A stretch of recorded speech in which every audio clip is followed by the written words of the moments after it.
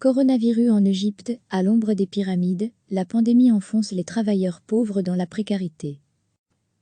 Le continent africain fragile face à l'épidémie, sujet JT 23 mars. Accablé, épuisé, Seyed Shahaban, un journalier de 42 ans, fait la queue pour récupérer un colis alimentaire au milieu de dizaines de travailleurs kérotes, tous sans emploi à cause de l'épidémie du nouveau coronavirus. Vous voyez que je n'ai qu'un bras valide. Jusqu'ici, je gagnais de l'argent en servant des boissons, mais, maintenant, je n'ai même plus une piastre, un centime, qui rentre, explique-t-il à l'AF devant un centre de distribution alimentaire affilié à l'association caritative Egyptian Food Bank, EFB, au Caire. En Égypte, pays le plus peuplé de la Méditerranée et du monde arabe, avec ses 100 millions d'habitants, près d'un tiers de la population vit avec moins de 1,5 € par jour, selon l'Agence nationale des statistiques, CAPMA. D'après les chiffres officiels, le taux de chômage atteint près de 10% et le nombre de travailleurs du secteur informel dépasse les 5 millions de personnes dépourvues de protection sociale, comme M. Shahaban. Ce dernier, père de 2 enfants et habitant du quartier populaire de Salam City, à l'est du Caire, était serveur dans un café jusqu'à ce que la pandémie le prive de son gagne-pain à la fin du mois dernier. Toutes les infos sur l'épidémie de coronavirus en Belgique et dans le monde. L'Égypte a pour l'heure enregistré officiellement 1450 cas de nouveaux coronavirus, dont 94 décès. Pour lutter contre la propagation du virus, un couvre-feu a été décrété le 25 mars et les cafés, ainsi que la plupart des lieux de sociabilité, ont été fermés pour plusieurs semaines. Depuis la mi-mars, l'EFB distribue de l'aide alimentaire pour pallier les effets ravageurs de ces mesures préventives sur les foyers les plus pauvres. L'association prépare 10 000 colis de denrées de base par jour, selon son directeur, Mohsen Saran. Constitués de riz, de pâtes, de sucre, d'huile et de conserves de viande, les colis sont distribués à des centaines de milliers de familles en difficulté. Via un réseau de 5 000 associations partenaires réparties sur l'ensemble du territoire, l'organisation, basée au Caire, a prévu un premier lot de 500 000 colis dans les 27 gouvernorats d'Égypte. Bien que l'EFB ait reçu des millions de livres égyptiennes de dons au cours du mois écoulé, elle croule sous les demandes d'aide. Nous devons nourrir des centaines de milliers de personnes durant plusieurs semaines.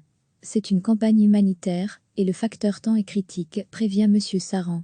La crainte principale de Mohamed Sey, 36 ans, menuisier et père de 3 enfants, est de ne pas réussir à subvenir aux besoins de sa famille. On ne sait pas comment nourrir nos enfants, Dieu nous en préserve, mais s'il arrive quoi, que ce soit à l'un d'eux, je ne pourrai pas payer les frais médicaux, confie à l'AF M. Sey, l'air abattu devant le centre de distribution. Lundi, le président Abdel Fattah al-Sisi a ordonné l'attribution d'une aide mensuelle de 500 livres égyptiennes, 29 €, durant une période de 3 mois aux travailleurs, dont l'activité est menacée. Pour Adam Agnet, chercheur en sciences politiques à la School of Oriental and African Studies, SOA, à Londres, le nouveau coronavirus risque de fragiliser une part plus importante encore de la population active égyptienne. La pandémie pourrait avoir des conséquences inattendues, comme la rupture des réseaux de solidarité, la perturbation de l'approvisionnement alimentaire ou une énorme pression sur le système sanitaire, estime l'expert. Cela va certainement engendrer une contestation sociale et, si l'on se fie à l'histoire de l'Égypte, une aggravation de la répression et l'usage accru de mesures autoritaires, ajoute-t-il.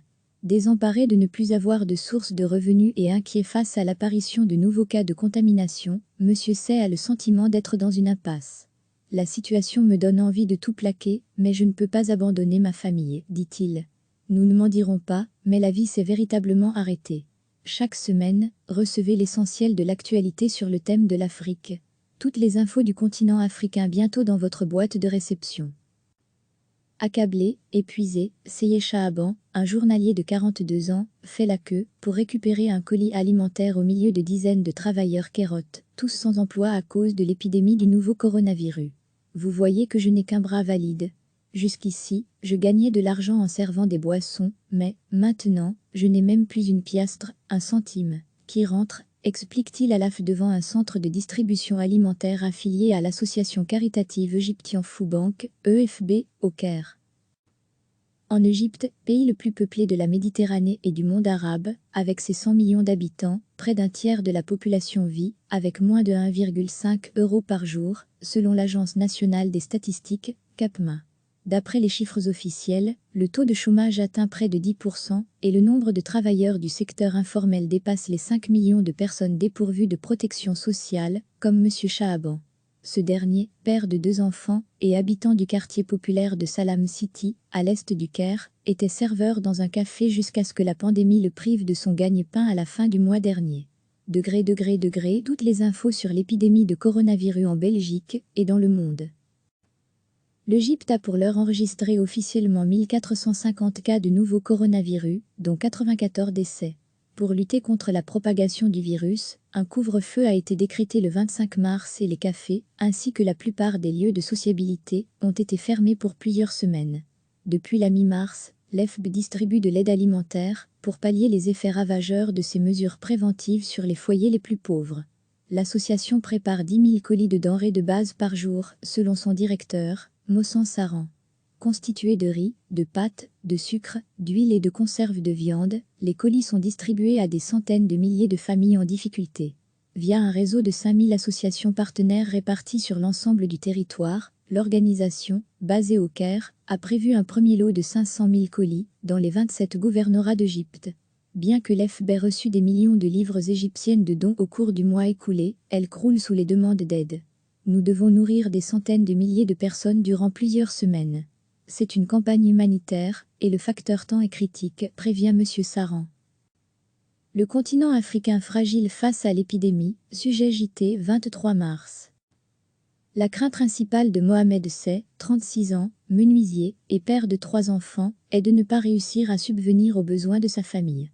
On ne sait pas comment nourrir nos enfants, Dieu nous en préserve, mais s'il arrive quoi, que ce soit à l'un d'eux, je ne pourrai pas payer les frais médicaux, confie à l'AF M. Sey, l'air abattu devant le centre de distribution.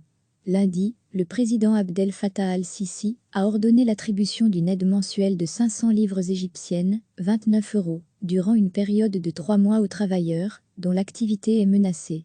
Pour Adam Agnet, chercheur en sciences politiques à la School of Oriental and African Studies, SOA, à Londres, le nouveau coronavirus risque de fragiliser une part plus importante encore de la population active égyptienne. La pandémie pourrait avoir des conséquences inattendues, comme la rupture des réseaux de solidarité, la perturbation de l'approvisionnement alimentaire ou une énorme pression sur le système sanitaire, estime l'expert. Cela va certainement engendrer une contestation sociale et, si l'on se fie à l'histoire de l'Égypte, une aggravation de la répression et l'usage accru de mesures autoritaires, ajoute-t-il. Désemparé de ne plus avoir de source de revenus et inquiet face à l'apparition de nouveaux cas de contamination, M. Sey a le sentiment d'être dans une impasse. La situation me donne envie de tout plaquer, mais je ne peux pas abandonner ma famille, dit-il. Nous ne m'en dirons pas, mais la vie s'est véritablement arrêtée. Cliquez sur s'abonner pour recevoir les dernières nouvelles.